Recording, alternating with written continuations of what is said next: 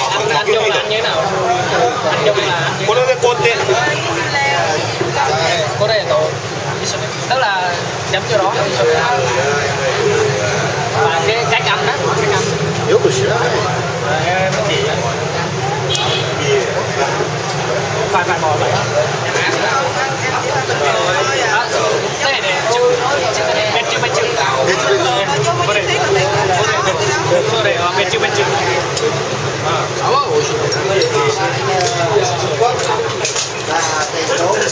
Gọi là